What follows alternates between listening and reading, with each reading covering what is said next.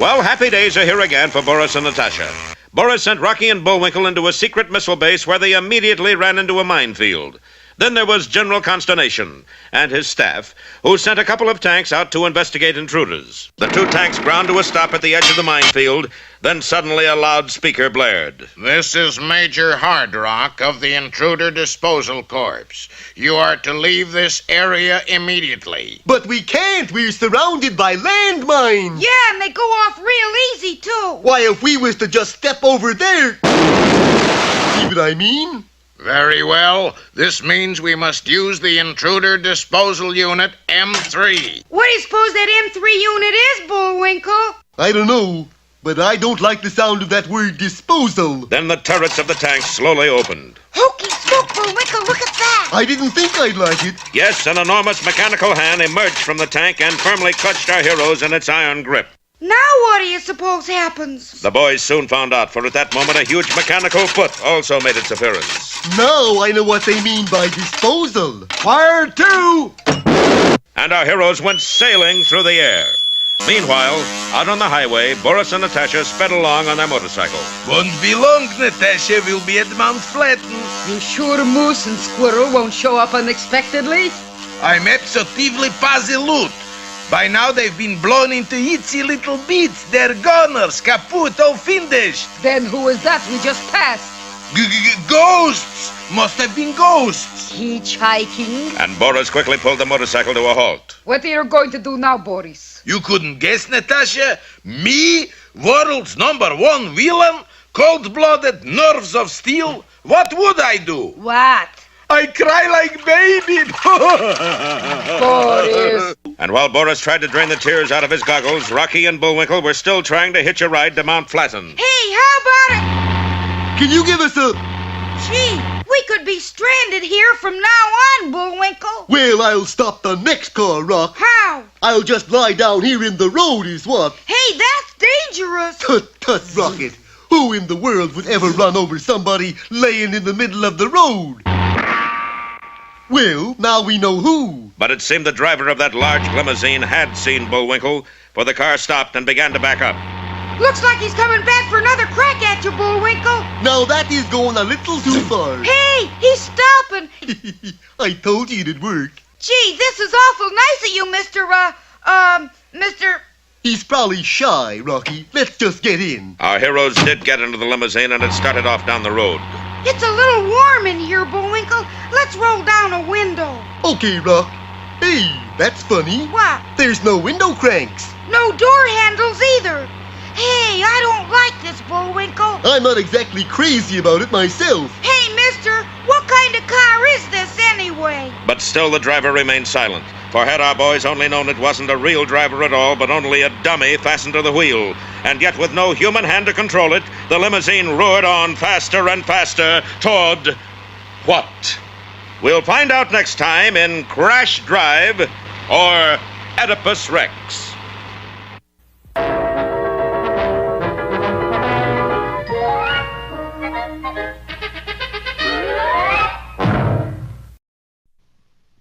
And now it's time for 5 or 6 baritone solos in the key of E. But... If not... Ooh. Now for another of our special features. Should have tried E flat.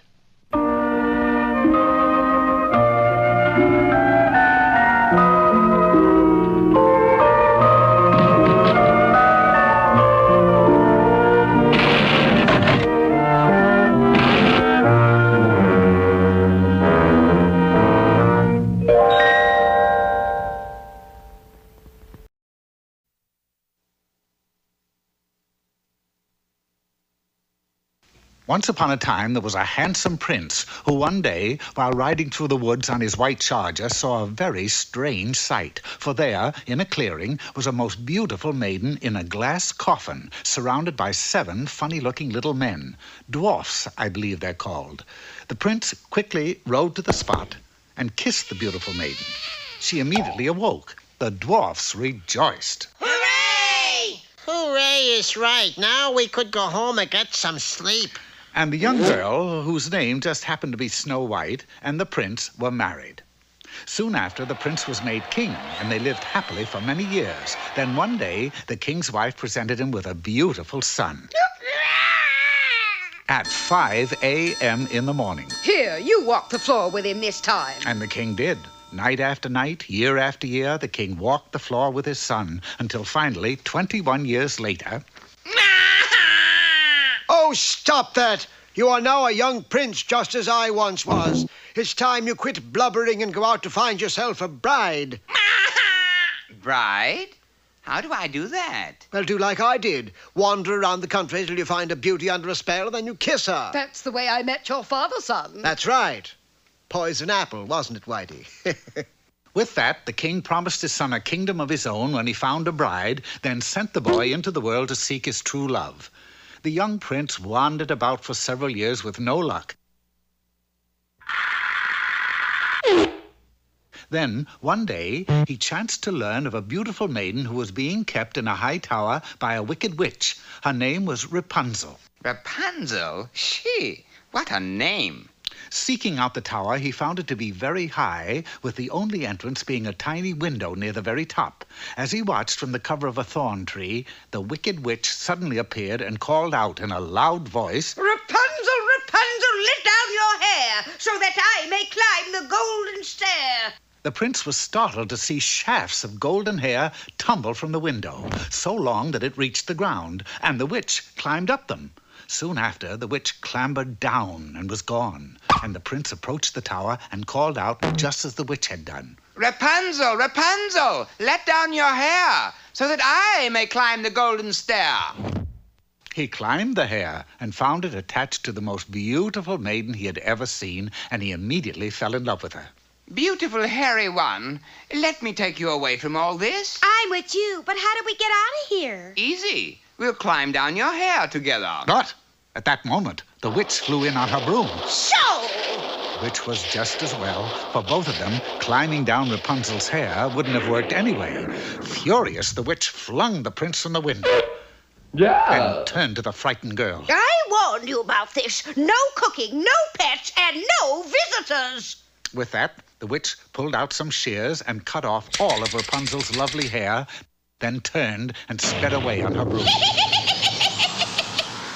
Undaunted by this minor setback, the prince gathered himself together and called up to his true love. Don't worry, dear. I'll think of some way to get a rope to you. Finding a rope, he then bent down a springy tree to its limits, forming a catapult. Climbing on, he released it. And it flung him high into the air and towards the tower. But his aim was a tiny bit off, and he missed the window ever so slightly. Next, he tied some strong bed springs to his feet and began to bounce higher, higher, and higher, and higher. But again, his aim was slightly off.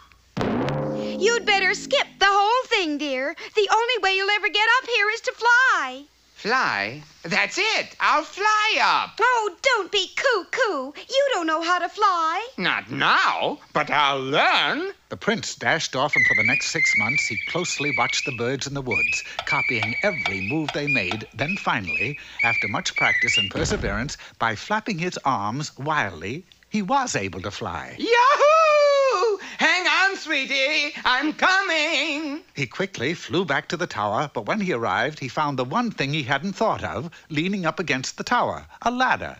And Rapunzel was gone. Dear John, I have gone off with a prince named Charming, and he is, too. Love, Rapunzel. Oh, the poor prince was broken-hearted, and he could be seen forever after crying.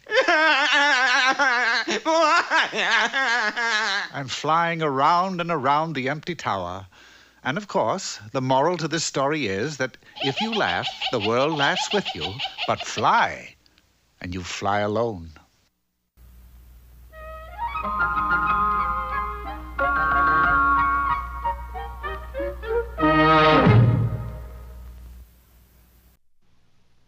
And now... Hey, Rocky, watch me pull a rabbit out of my hat. Again? Nothing up my sleeve. Presto! Ooh, don't know my own strength. Now here's something we hope you'll really like.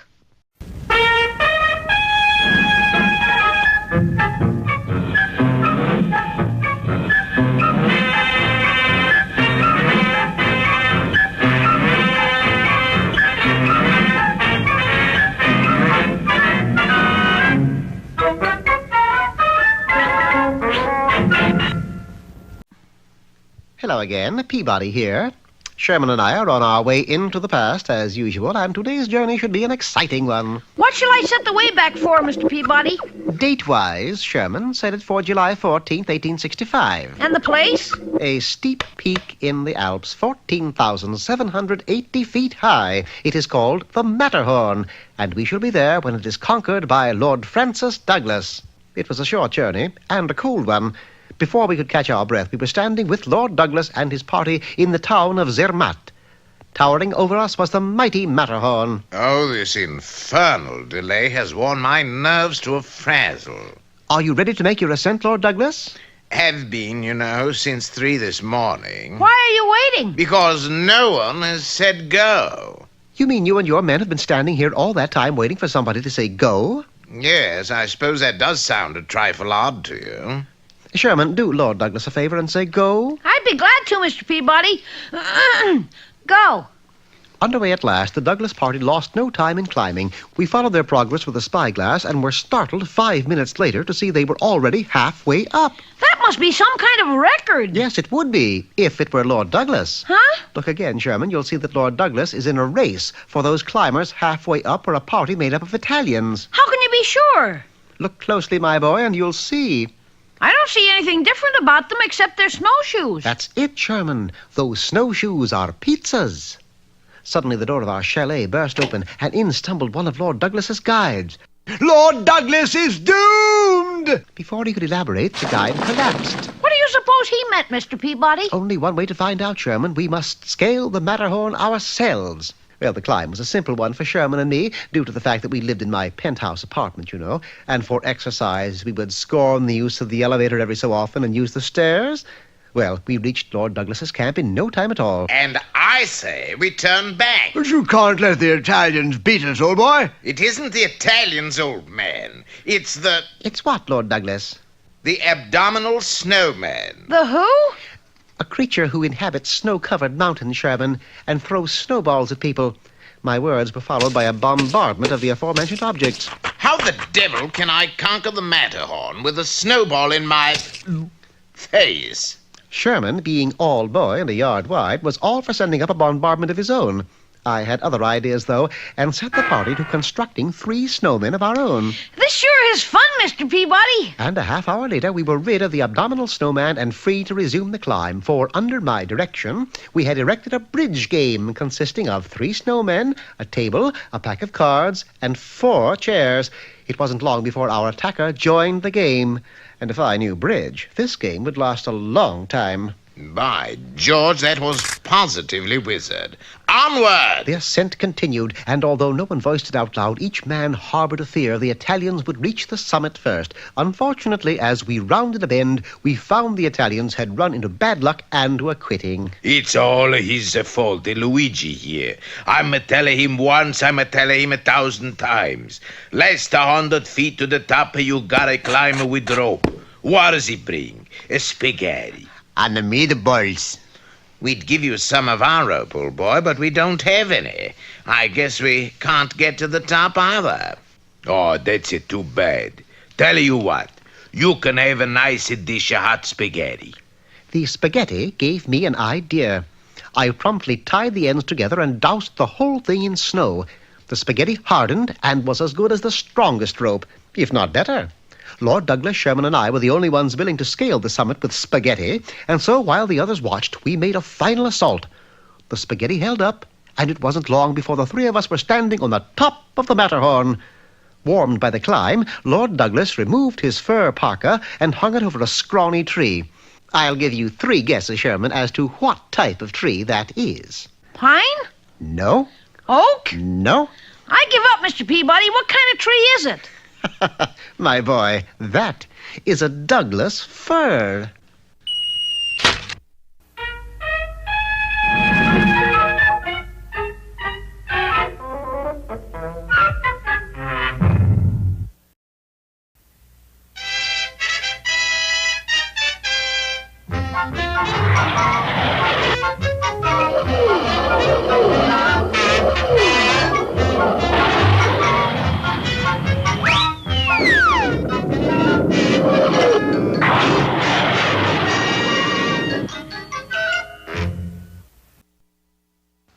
Last time, you remember, Rocky and Bullwinkle, who were stranded in the desert, got a ride in a long limousine.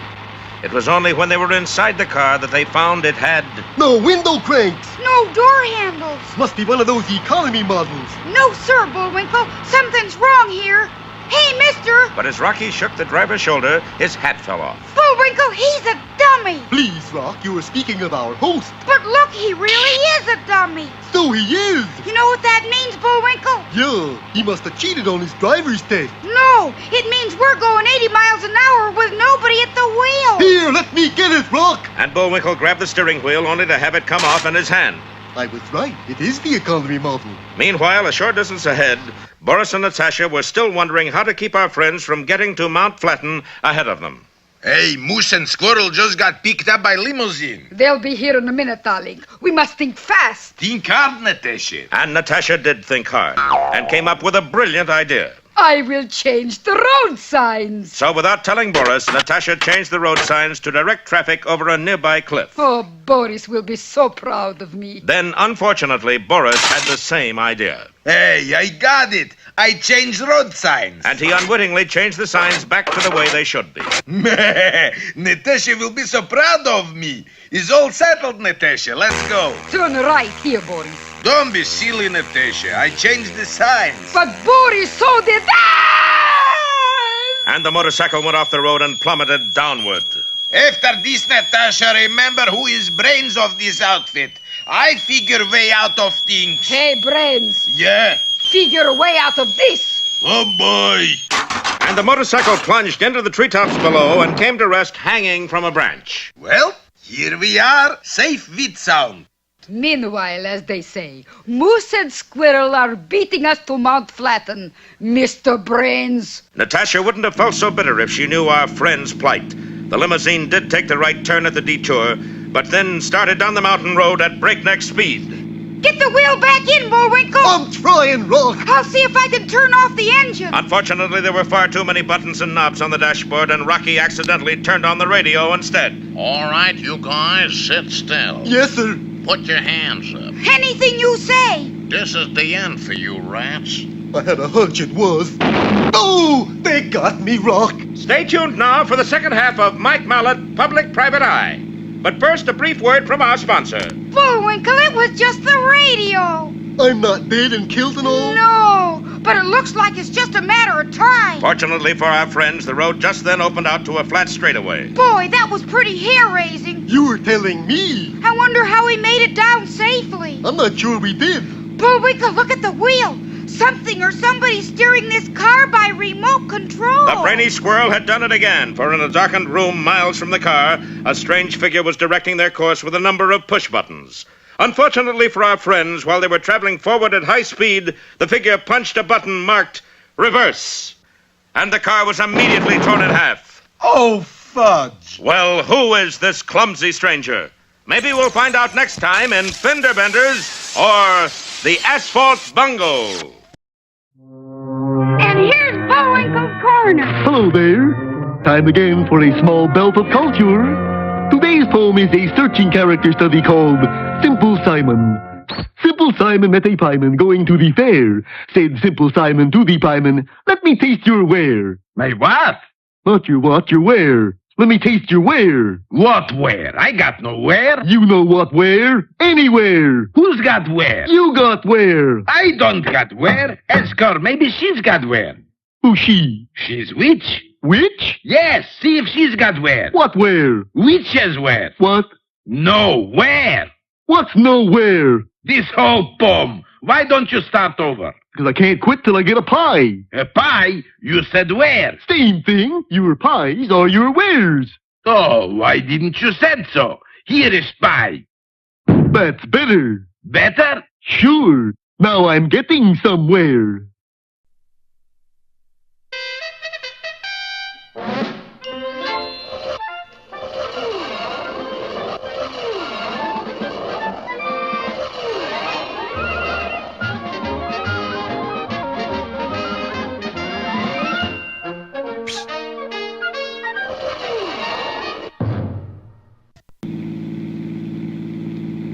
Well, it looks as if our heroes have been caught between two fires this time. Not only is Boris Badenov trying to keep them away from Mount Flatten and Bullwinkle's inheritance, but now a mysterious stranger has trapped them in a speeding limousine, which is remotely controlled from a spot miles away.